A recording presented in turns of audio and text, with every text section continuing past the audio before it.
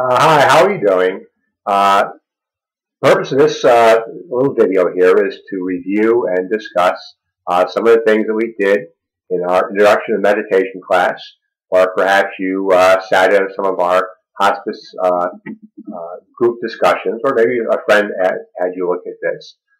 Before we start, I'd like you to get a couple raisins or a soft piece of fruit. No hard candy, nothing like that. This is for a little experiment we're going to do later on that mindfulness. Some of you may have done this. I've done it myself lots of times. It's an interesting thing to do. All right, so I'll pause the video and get you a little snack. All right, anything will really do. Well, stress, anxiety, we all kind of know what this is. We all know that feeling of not feeling right, not sleeping good, feeling antsy with people, quick to snap at people, that whole type of thing. And that stress, that anxiety, it really is a natural part of our genetic background. Millions of years ago, we were the caveman and running around the jungle. We always had to be on guard. We had to be alert, ready to fight or flight. All right, to flee from attack by the lions and tigers and dinosaurs or else happened to be there. And that sense of being on guard is a permanent part of our genetic makeup. It's actually a part of our brain right back in here. This what they call the limbic part of the brain, the reptilian part of the brain. And because it's a natural type of thing, this automatic fight-flight response is with us. And when we act, whether it be a threat that is real, a real lion or a real tiger, or just a fear or thinking about something that makes us angry or mad or scared, the effects are much the same. Our blood pressure raises, our heart beats faster, our muscles tighten. We all know some of these sensations. As that happens, you're burning energy to fight this stress. This is why one of the symptoms of stress, people will say, well, gee, I'm tired. Well, you're tired because you're burning energy in fighting and dealing with this stress. All right. So, because it's automatic, we have to do something to counteract this fight-flight response, this anger and stress. And that's through the parasympathetic part of the nervous system. So to deal with stress and anxiety, you have to do something. And that's part of the purpose of our discussions. All right. One thing that is a problem is that we're not always aware of the stress. We're not always aware of the triggers that set off the stress. We kind of go through life on autopilot. If you've ever been in a car, you're driving someplace, and all of a sudden you realize you're there, and you don't remember all the little things of driving. All right. And this is where a little piece of fruit is going to come in handy. Your little snack. And I've got a couple of raisins here. Now, normally we might take 15 minutes or so to do this. We're just going to take a couple minutes here to do it. All right. So if you want to take your little snack and you can look at it for a few minutes, I got a couple of raisins here. I can see all the little nooks and crannies. I see a little spot where maybe it was on the stem. There's a flat spot there. You can roll them around your fingers and feel the roughness and that kind of thing. All right. I can pop them in your mouth. All right. Don't chew. You can swish them around. Tomatoes getting softer. What you're doing is you're becoming aware. You've made a decision to be aware of these raisins or whatever you've got here. I can notice getting sweeter as I swish around side to side. My mouth is watering a little bit. You can now chew your raisin. First the flavor. And you may finish your raisin. Well, do we eat raisins like this normally or anything? Probably not. And what did you notice? You noticed that the different taste as you swished it around. You notice like you're drinking wine or fine coffee, that kind of thing. All right. And when you bit into the raisin, that burst of flavor. By paying attention to what we do, we notice things. We notice more things. We become aware of what is happening. This is called mindfulness. And we want you to develop that sense of mindfulness, that sense of being aware and being involved with what you're doing. Perhaps you're still working. Maybe you're a healthcare worker. And we have a lot of routines that we do. And a lot of times when we do routines, we kind of sometimes get forgetful. Well, if you become mindful of what you're doing, you're less likely to skip little details. You're more likely to pay attention to what you're doing. I hear people talking all the time about going on diets. Think of mindful eating. Thinking about a snack before you eat it. You don't really need this. Chewing your food slowly. Makes it last longer, makes it taste better. So mindfulness is something to put into your daily life. Find a chore, perhaps cooking, maybe something you do around the house. It's not something we do a lot, something we should do. I often tell people a couple of years ago, I pulled a shopping cart at Publix. Started my car, put it in gear, but reverse, wham. There's a shopping cart left behind the car. And I thought to myself, if I'd been a person standing behind me, I'd be in a lot of trouble. And I really make driving a mindful activity. And when we're under stress, driving is something maybe we should be a little bit more aware of, and other types of activities. So, what kinds of things can we do to help deal with this stress? Well, two basic things. First of all is the breath. The breath is really the key to helping deal with stress and anxiety issues. Within a few breaths, the body likes that sensation, especially as we relax and do what we call conscious breathing. And you can try this with me here for a second. You can close your mouth, take a breath, and as you exhale, let your belly relax. Then feel the inhale. You're not going to force it. You're just relaxing your belly as you exhale. And this being aware of the breath, called conscious breathing. Knowing that you are inhaling when you inhale. Knowing you are exhaling when you're exhaling. That sense of awareness. And within a couple of breaths, the brain recognizes this is different. And it likes it. And the body responds. That parasympathetic part of our nervous system kicks in, turns off that switch to fight, flight, turns on the switch to the relaxation response, and you begin to feel it. So one hint I could give you is try once an hour, kind of stop what you're doing and take 5 or 6 nice conscious breaths. Look for some kind of trigger that you can use. Perhaps you have a cuckoo clock. I do it. I'm retired. I read, I watch TV. Between commercials, between chapters in the book, I stop. I take a half a dozen breaths or so. It gives you a chance for not just a break, but it gives you a chance to check in with yourself, kind of ask, how am I doing? What's going on with things? It's a nice thing to do. It's really a nice thing to do for yourself. All right. I started doing this. It's been almost 20 years. When I started doing yoga, my yoga teacher sensed I was kind of stressed and suggested this. And I found that as I was teaching and the bell rang for the kids to pass their classes, I taught high school, I would step in the hall as I watched and do some simple breathing, half a dozen breaths or so, and a little more. And I really noticed that as the class started, after about maybe 3 or 4 weeks, I noticed I felt different. I wasn't quite as anxious. All right, and it's a kind of a neat thing to do. Second thing that you can do that's relatively easy to learn is pausing, what some people call the sacred pause. And that's, as your grandmother said, just take a breath. Don't get all upset. If we could learn when something happens to take a breath before we react. Someone says, hey, how are you doing? Well, if you're under stress, you know how you're doing, all right? Standing in line to grocery store.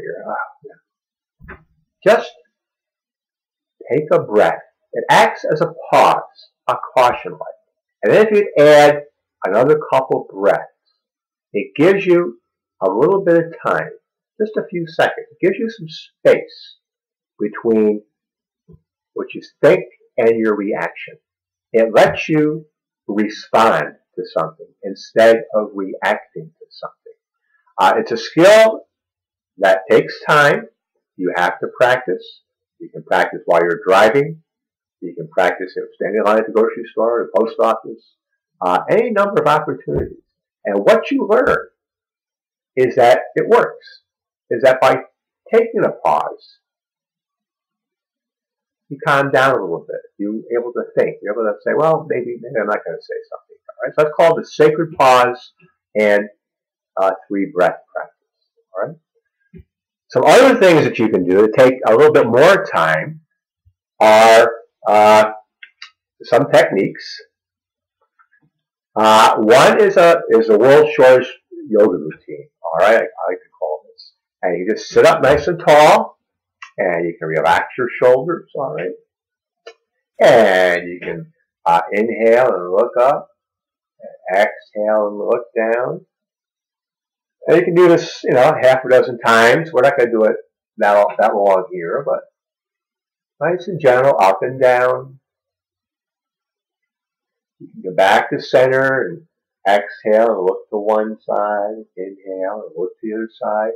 And you can do this, again, half a dozen times.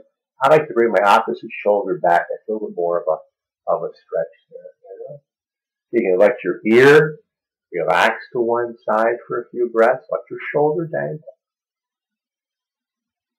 And you can do the other side. Again, perhaps a little longer than we're doing right here. You can come up and roll your shoulders up and around, up towards your ears and back. You can go the other way. Again, you can do it more if you want. You can engage your elbows. Okay. Reach and stretch. Do your breathing. Nice, easy breaths. Reach and stretch. And really, that's about all you need. It's just a few minutes. And you carry a lot of tension here in your neck and your shoulders. Nice, simple routine you can do a couple times a day. Try it before you go to bed at night. It's really great before you go to bed at night. Right? Now, there are some short meditations that you can do. And what the science is kind of finding is that it's not the length of meditations that may be important. It's really the regularity of the meditations. And actually doing something for 5 or 10 minutes several times a day might actually be much better than doing something once or twice a week for 20 or 30 minutes. All right. So these are designed to be short meditations that only take a few minutes. You can join them together for a longer meditation, or you can do the shorter one. Right. The first one I call soft belly. Now you can sit. You can put your hands in your laps. You can put your hands, one hand on top of the other.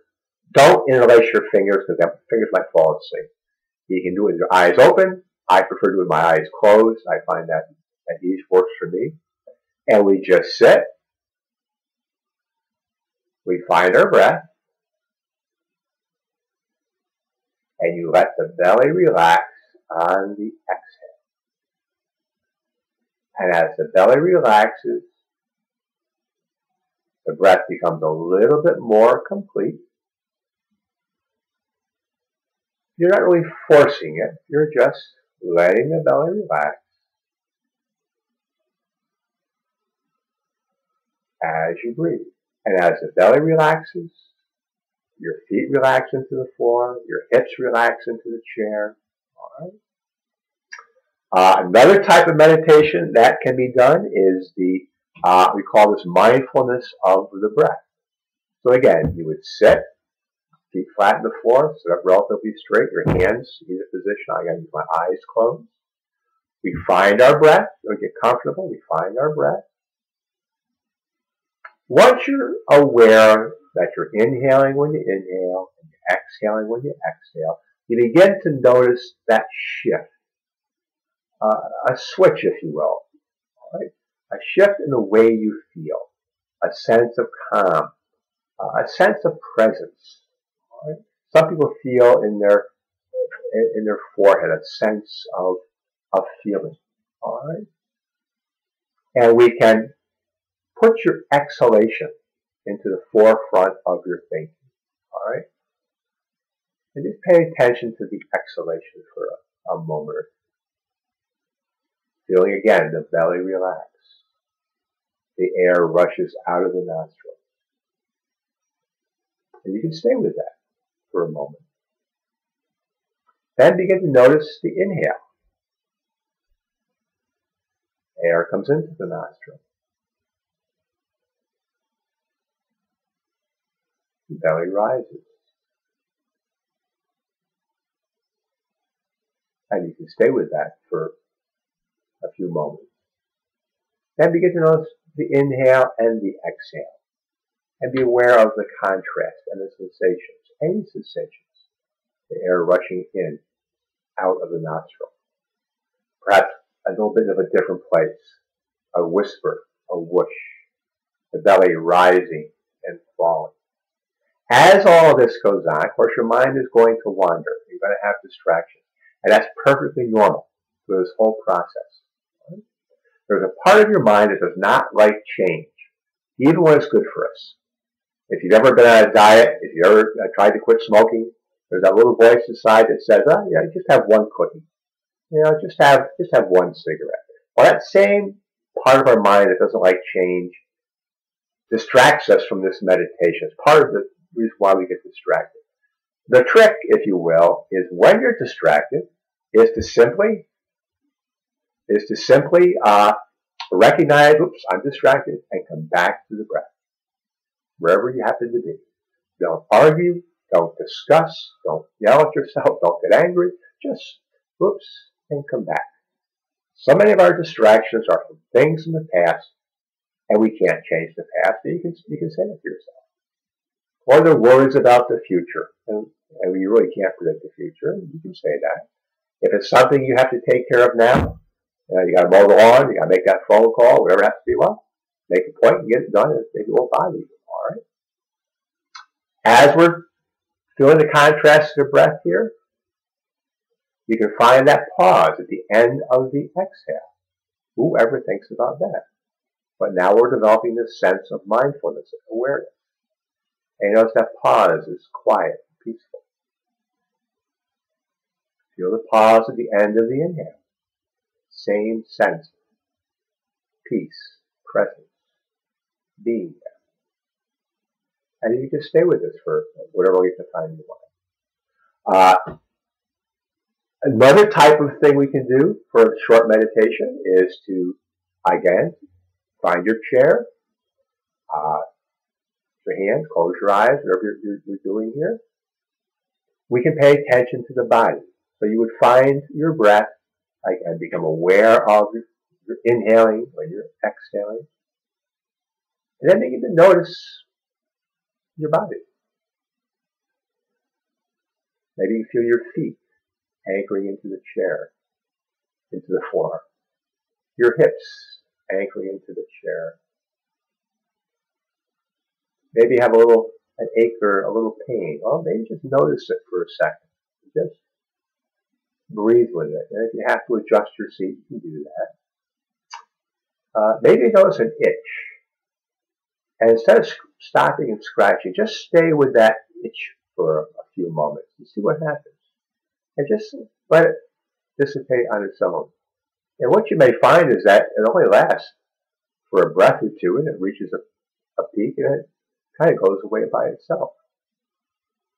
Maybe you notice your stomach gurgling. Maybe you feel your chest. That's mindfulness of the body, being aware of kind of what's going on in your body.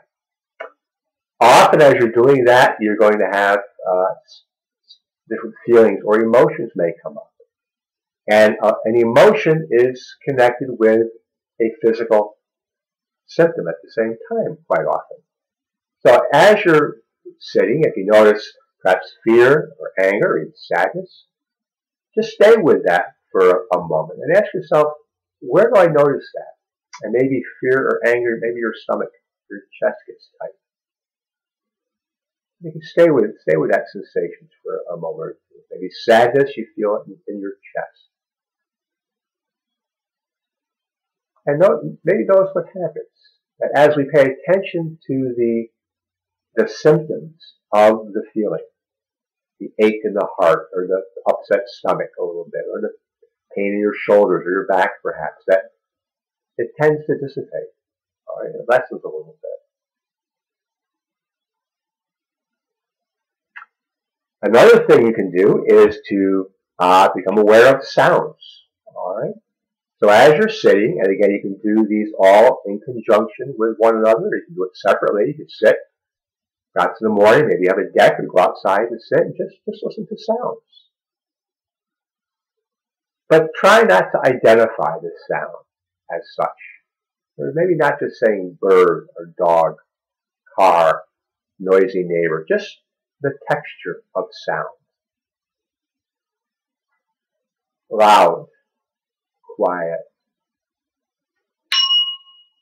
near, far, loud, soft. And then try and notice that maybe the space between sounds, the silence between sounds. You can even follow a sound. I live near the airport, so I'll listen to an airplane. And I try to think of airplane, but I think of the noise of the engine. It's loud, it's a roar, it's a rumble, a clank, clunk. Listening to sound. All right, so you can try these throughout the day. It takes some time, it takes some patience.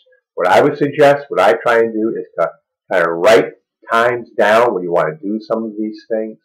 If you want to do your meditation, say at 8 o'clock, 12 o'clock, 4 o'clock, write it down and sit for a few minutes and do that. If you say to yourself, well, I'll do it whenever I get a chance, you won't do that. But if you put a note on the refrigerator, when you're going to try to do things, maybe you'll do something. The last trick, and some of you have a copy of this, is called Progressive Muscle Relaxation and a Body Scan.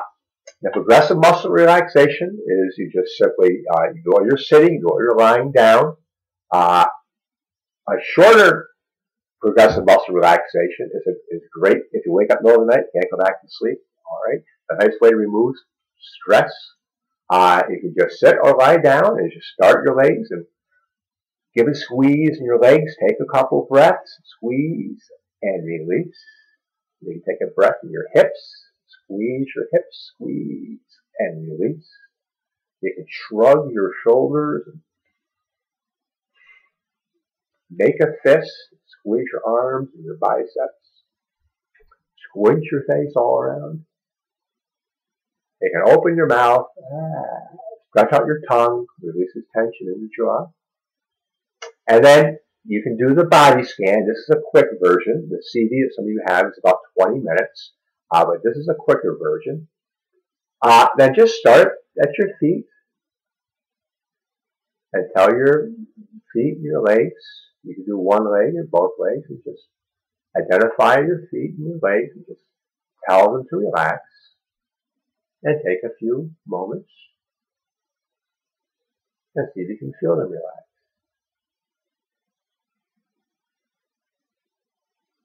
If you find your hips, tell them to relax and feel them relax. By identifying them, you direct attention and energy to that area. You can find your shoulders, tell your shoulders to relax, and then feel them relax. And then your elbows relax into your side, your arms and hands relax into your lap. You can feel your fingers perhaps relax. You can bring your attention up to your face. You can let your jaw relax. Your lower lip, tongue, your upper lip, cheeks, eyebrows, and then just let your whole body relax.